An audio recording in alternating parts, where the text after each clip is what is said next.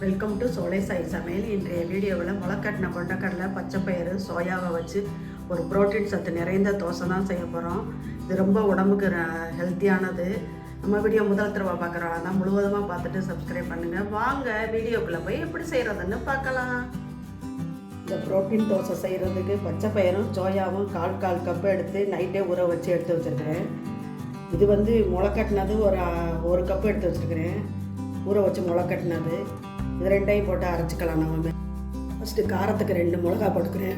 இந்த அளவு பூண்டு போட்டுக்கலாம். இஞ்சி ஒரு துண்டு, கொத்தமல்லியும் போட்டுக்கலாம்.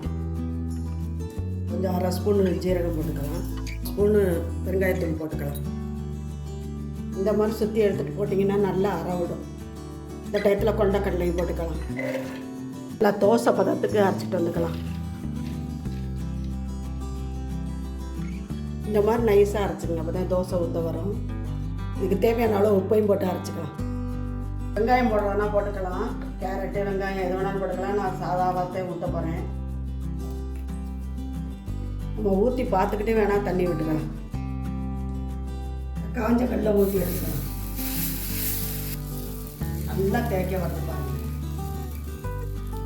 நல்லெண்ணெயே ஊற்றிக்கிறேன் நான் தோசைக்கு. நம்ம மறுபக்கத்தை திருப்பி போட்டுக்கலாம்.